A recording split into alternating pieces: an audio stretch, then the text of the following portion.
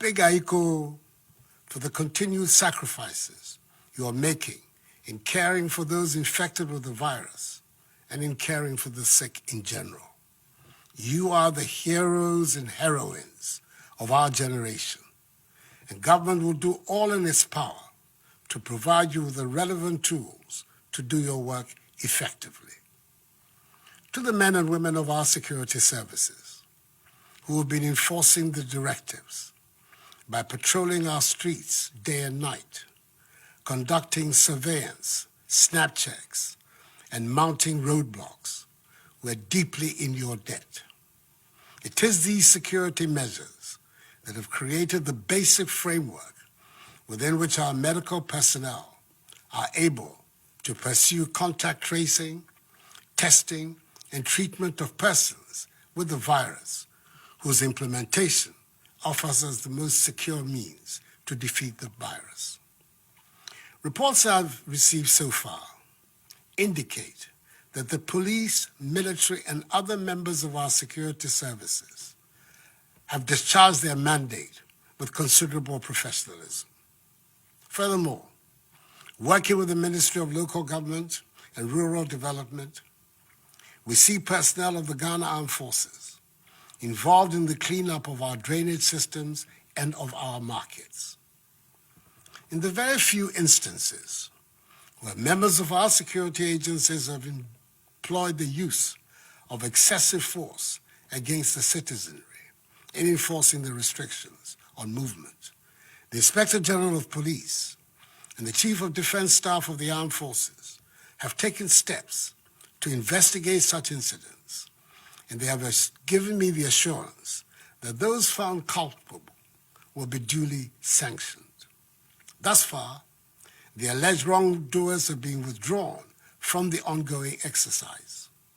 To enhance command and control, more senior officers have been deployed at the operational level, and each member of our security services participating in the exercise has been handed an aid memoir highlighting essentially the guidelines for the operation. However, I'm extremely perturbed by the actions of a few unpatriotic persons who are deliberately passing off and circulating old videos of alleged brutality by members of the security agencies, largely of foreign origin, and presenting them as though there were new incidents by Ghanaian security personnel which have occurred during the course of this past week. It is sad, it is unfortunate, and it must end. We should all be in this fight together, and there's nothing to be gained with widespread fabrication and distribution of such videos, whose sole aim is to create discontent and undermine the trust of the population in the men and women of our security services. Who gains from such conduct? Nobody in their right senses.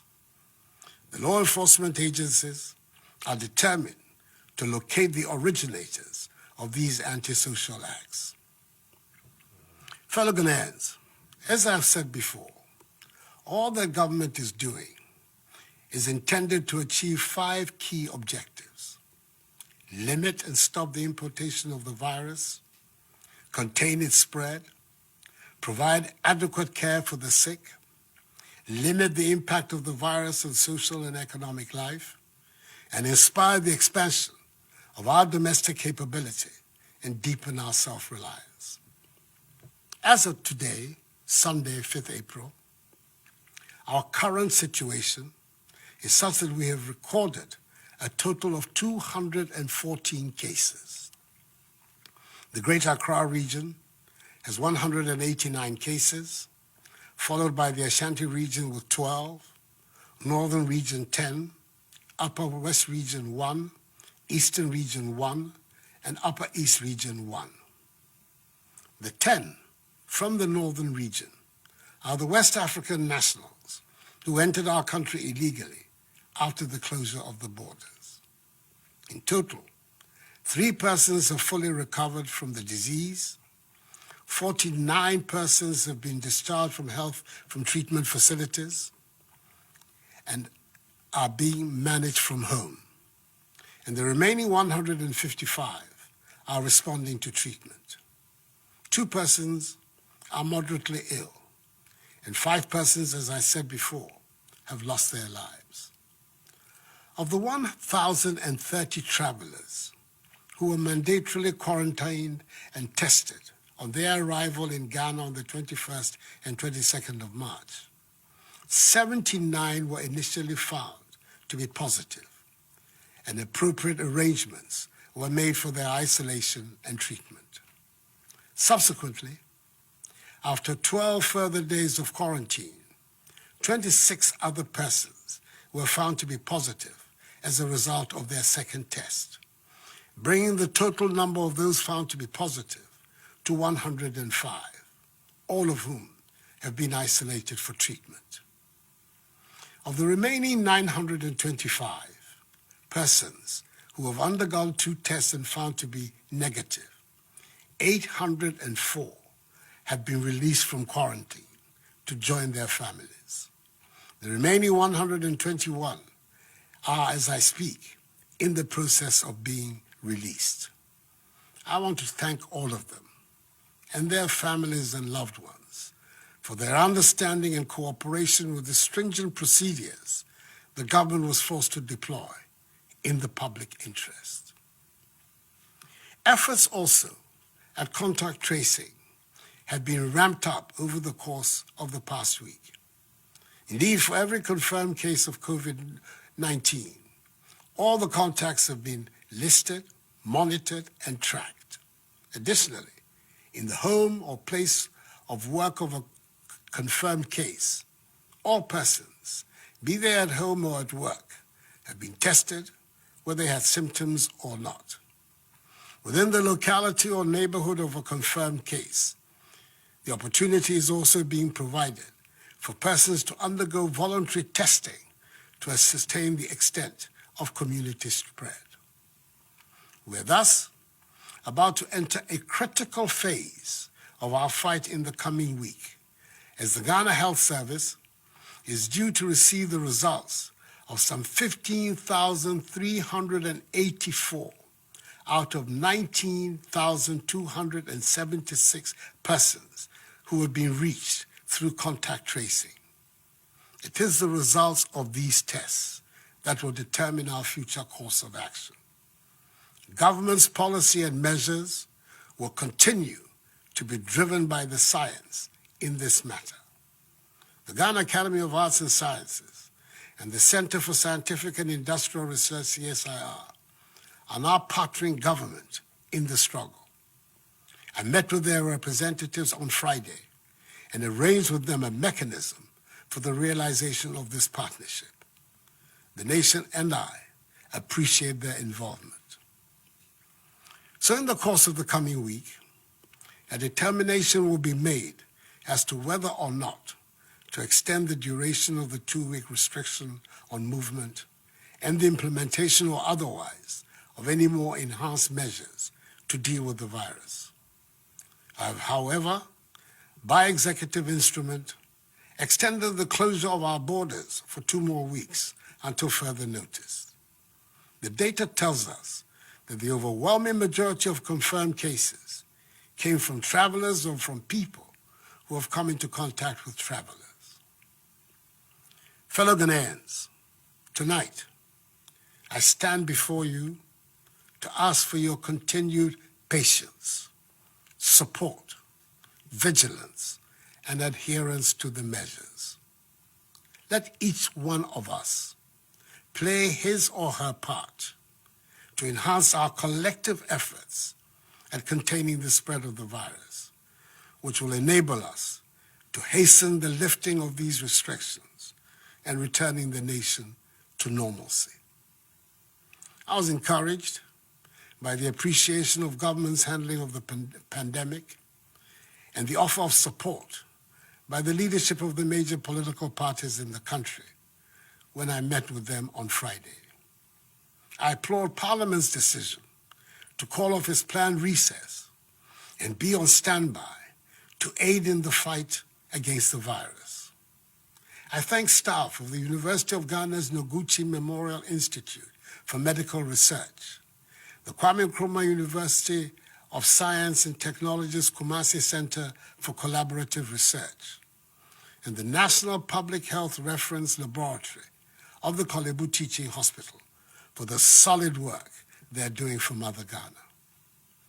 I'm very grateful to the individuals and institutions who have responded to my appeal for donations to be made into the COVID-19 National Trust Fund, which has been established to complement government's fight against the virus and to assist in the welfare of the needy and the vulnerable. A total amount of some 8,750,000 CD, which includes 600,000 United States dollars, have been received so far for this purpose.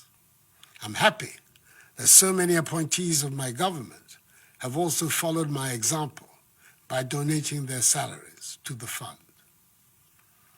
We are in difficult times, and that is why I directed the Minister for Finance to send to Parliament the Coronavirus Alleviation Program, whose objective is to protect households and livelihoods, support micro, small, and medium-sized businesses, minimize job losses, and source additional funding for promotion of industries to shore up and expand industrial output for domestic consumption and exports. Through this program, the Ministries of Gender, Children and Social Protection, and Local Government and Rural Development, and the National Disaster Management Organization, NADMO, working with MMDCEs and the faith-based organizations, have begun to provide food for up to 400,000 individuals and homes in the affected areas of the restrictions. This began in Accra today and will begin in Kumasi tomorrow. It will come in the form of dry food packages and hot meals, and will be delivered to vulnerable communities in Accra, Tema, Kumasi, and Kasua. Again, the Ghana Water Company Limited and the Electricity Company of Ghana have been directed to ensure the stable supply of water and electricity during this period. In addition, there will be no disconnection of supply. Furthermore, government will absorb the water bills for all Ghanaians for the next 3 months, i.e. April, May, and June. All water tankers, publicly and privately owned, are also going to be mobilized to ensure the supply of water to all vulnerable communities. Government, in collaboration with the National Board for Small-Scale Industries, business and trade associations, and selected commercial and rural banks, will roll out a soft loan scheme up to a total of 600 million cedis, which will have a 1-year moratorium and 2-year repayment period for micro, small, and medium-scale businesses. Fellow Ghanaians, it is vital that we protect the lives of our frontline health workers who are risking their lives every day to battle this virus. That is why government is placing a high priority on the procurement of personal protective equipment for them. Thus far, 350,000 masks, 558,650 examination gloves, 1,000 reusable goggles, 20,000 coveralls, 7,000 N95 respirators, 500 waterproof gumboots, 2,000 reusable face shields, 2,000 gallons of hand sanitizers, 10,100 milliliter pieces of hand sanitizers, and 500 shoe covers have been sent to the regional health directorates for onward distribution to the district health directorates for use by our health workers in all the districts. The Minister for Health is ensuring that they reach the health workers. This notwithstanding, Government is aware that more needs to be done, especially in the face of the global shortage of PPEs. It is for this reason the government is actively engaged with local manufacturing companies to assist them in the domestic production of PPEs, and I'm encouraged by the response from the Ghanaian private sector. Domestic production of face masks, head covers, surgical scrubs, and gowns will commence from Tuesday. For example, 3,600,000 face masks will be produced domestically with an output of 150,000 per day. I'm equally impressed with the invention of a solar-powered hand-washing sink by Judose from Kumasi, and the COVID-19 prevention electronic bucket made by Kelvin Owusu-Dapa and Richard Boateng, both students of Obuasi Senior High and Technical School. Necessity indeed is the mother of invention, as the Ghanaian sense of enterprise and innovation is beginning to be felt. An insurance package with an insurance sum of 350,000 cedis for each health personnel and allied professional at the forefront of the fight has been put in place, with a daily allowance of 150 cedis being paid to contact tracers. Government has also decided that all health workers will not pay taxes on their emoluments for the next 3 months, i.e. April, May, and June. Furthermore, all frontline health workers will receive an additional allowance of 50% of their basic salary per month, i.e. for March, April, May, and June. The March allowance will be paid alongside that of April. The Minister of Transport is also making available, for free, Ayalolo buses to convey health workers in Accra, Tema, Kumasi, and Kasoa to and from work along specific routes for the entire duration of the restrictions. I'm happy that operators of public transport, such as trotros and taxis, are largely adhering to the admonition to observe social distancing in their vehicles. Each one of them should do so. Towards ensuring the cleanliness of our country, especially in the Greater Accra and the Greater Kumasi areas, which are currently the subjects of the restrictions, the Ministry of Sanitation and Water Resources, together with some 400 personnel drawn from the police, military, fire service, and prison service, from Friday 3rd April to today, Sunday 5th April, have embarked on desilting our gutters, collection and disposal of garbage from homes, public places, markets, and vehicle terminals. We must ensure that the end of this exercise will lead to a new attitude towards cleanliness in our surroundings. That would be a positive legacy from this crisis. MMDAs outside the areas affected by the restrictions have been directed to emulate this cleanup exercise. As of Saturday, 4th April 2020, markets and lorry terminals in 13 regions have been cleaned and sprayed, with the 3 other regions set to follow in the coming few days. We've had to take the extra step of closing a few markets in Accra and Kumasi, where traders and market women had flouted the rules for social distancing.